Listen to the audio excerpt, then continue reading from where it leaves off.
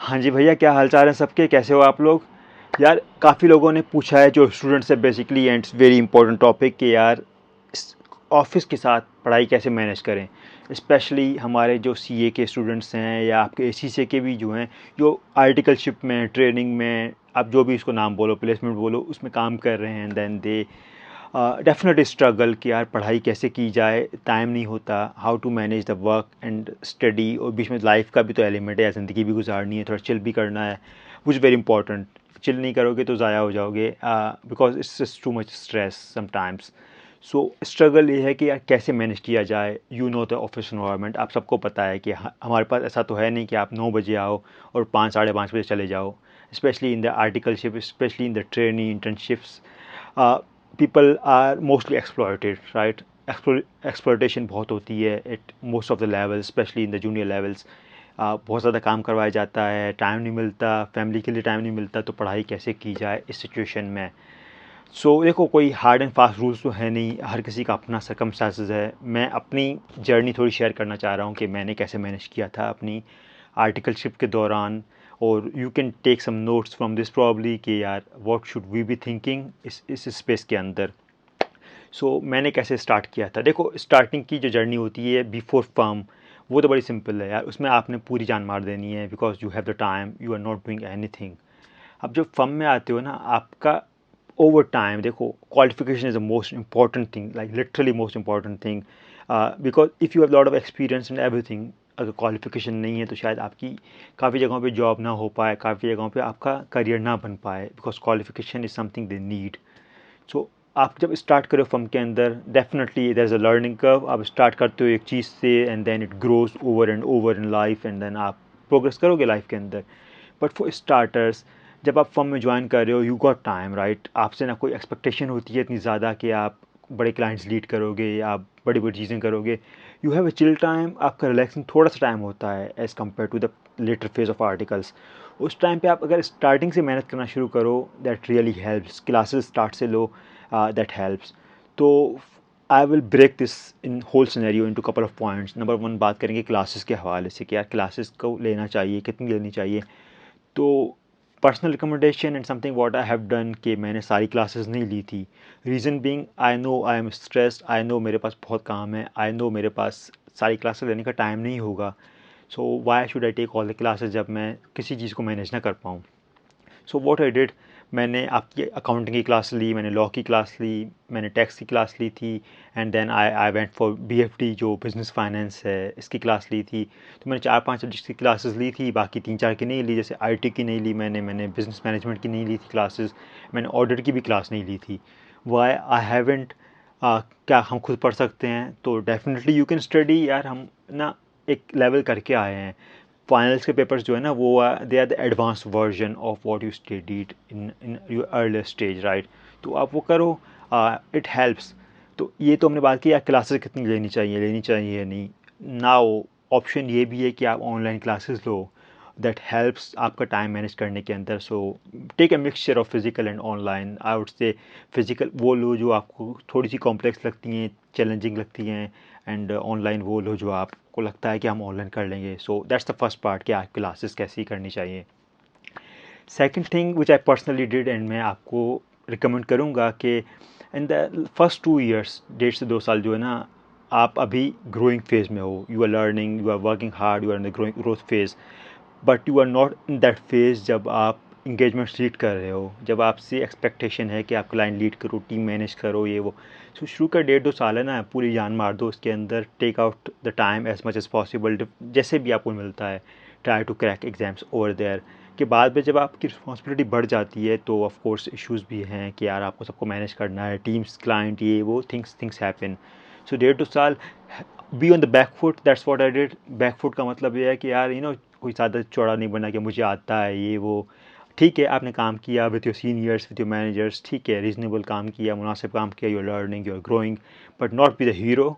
Hero बनोगे तो शुरू से आपको बड़े बड़े क्लाइंट्स पे आप जा रहे हो, ये वो ना, that just doesn't give you time for study. So make sure you balance the work and your study time. That's what I done, और मैंने पास किए पेपर्स यार। So that helps, or mostly people do as well. So that should be a second thing you should be looking forward to.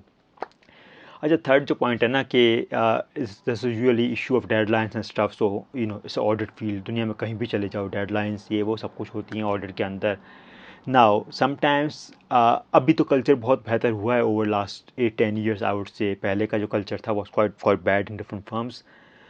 So sometimes it happens कि यार आपको class लेने जा allow नहीं किया जा रहा कि यार आप नहीं जाओ या ये है वो है। सो देखो, कुछ टाइम होता है जैसे आपको पता है 2 दिन बाद डेडलाइन है, may be you will be forced, but mostly if somebody is unnecessarily forcing you, talk about it, deal with it. क्योंकि मेरे साथ भी हो चुका है, मैं एक हल्का सा फड्डा भी कर चुका हूँ कि मैं तो जाऊँगा क्लास पे, you can't stop me because I want pass papers, मुझे क्लास में जाना है। और if thing would have been very important कि यार कल कुछ बड़ा होने वाला है या कुछ रिव्यू है कुछ ये वो, तो मैं नहीं जाता।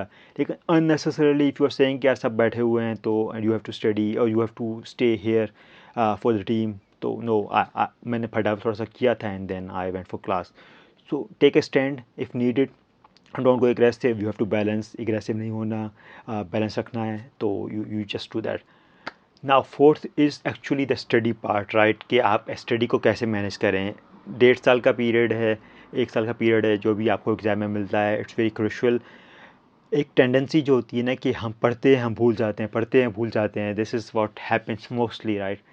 सो आप शुरू में पढ़ोगे, आपको लगता है कि भूल जाएंगे, तो there is a continuous learning element in finals. आपके पास साल का टाइम है, तो you have to study from start, keep going on it again and again.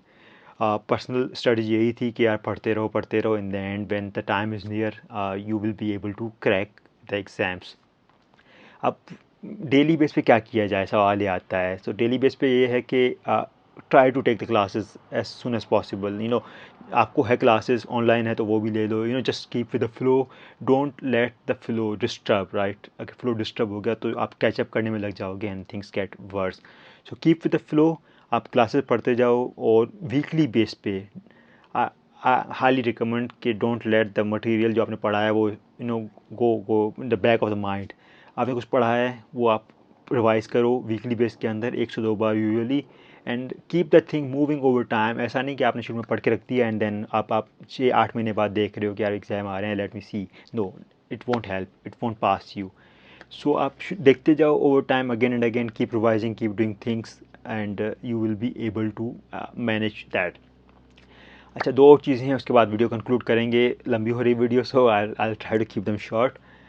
एक पॉइंट ये आता है कि आप क्या सारे पेपर्स एक साथ चलाओ। अगर आप 4 पेपर दे रहे हो फाइनल्स के एक साथ, तो should you be learning all papers together, के एक साथ होते जाएं and I am in the and मुझे सबकी रिवीजन करनी हो ये वो।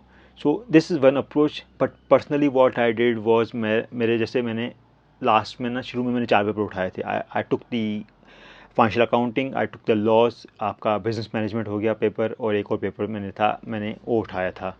So what I did, I knew आपका जो है एफ आर जो अकाउंटिंग है और लॉ जो है, they are massive papers, like one of the massive papers out there. So अब आखिरी में होते हैं 2 महीने आपके पास या 1.5 महीने, जो भी आपको लीव्स मिल रही हैं, उसके अंदर आपको सब कुछ रिवाइज करना है। तो that was clear strategy from me कि एक पेपर को इतना स्ट्रॉन्ग करना है कि मुझे उस पर बहुत ज़्यादा टाइम नहीं लगाना पड़े। So I took financial reporting as that paper, जिसको मैंने शुरू से बहुत प्रैक्टिस की ओवर टाइम, बहुत प्रैक्टिस की, पास पेपर ये वो सब कुछ मैंने लीव से पहले ही कर लिया था। सो इन द एंड जब लीव्स का टाइम आया, so I had the major one being law to focus, और एफ आर साथ साथ में चला रहा था डेली बेस पे थोड़ा थोड़ा करके, but the major focus, so that help me to 2-3-4 papers को मैनेज करने में। अगर आप एंड पे सबके रिविजन कर रहे हो, सबके पास पेपर्स कर रहे हो एक साथ में, that is bit troublesome. So just try to have some strong papers जो आपने बहुत पढ़े हुए हों, प्रैक्टिस किए हो, एंड देन सम पेपर्स जो आपको थोड़ी और मेहनत करनी है। So it's a balance. Last point, leaves are really important. So एक तो डिफाइंड लीव्स होती हैं आपकी कि इतनी मिलनी चाहिए। समटाइम्स इफ़ आपकी सेटिंग हो जाती है थोड़ी सी कि यार मैं काम कर रहा हूँ, पहले ही ख़त्म कर रहा हूँ, let me go for 5 more days, ये वो तो होता है, मैं भी कर चुका हूँ। मैं अपना काम टाइम पे उससे पहले ही कर लिया, क्लाइंट्स ख़त्म, लेट्स गो फॉर लीव्स। सो थोड़ी सी अंडरस्टैंडिंग की बात होती है आपके मैनेजर से, पार्टनर से, ये वो आप तो ये आपका पर्सनल सर्कमस्टेंसेस हैं। यू कैन सी कि क्या करना है क्या नहीं, but it work for me. मुझे कभी कभार एक्स्ट्रा लीव्स भी मिल गई थी, let's say 5 days. So just see what you can do in this perspective. So this is pretty much what I have done in terms of the mechanics, या क्या strategies मैंने की थी। अब इंडिविजुअल पेपर स्ट्रेटजीज़ तो मैंने सारी YouTube पे ऑलरेडी बताई हुई हैं। If you haven't seen, there is a whole playlist of C exams, तो you can watch that. And specially there are lot of videos के यार मैंने मॉक एग्जाम्स कैसे किए, मैंने सजेस्ट आंसर्स कैसे किए, मैंने एग्जाम में कमेंट्स में क्या किया। All videos are there on YouTube. सबकी डिस्क्रिप्शन जो है आपकी लिंक्स मेरी कमेंट्स में है और डिस्क्रिप्शन सेक्शन में है। You can watch them. And this is all for this video. Thank you so much.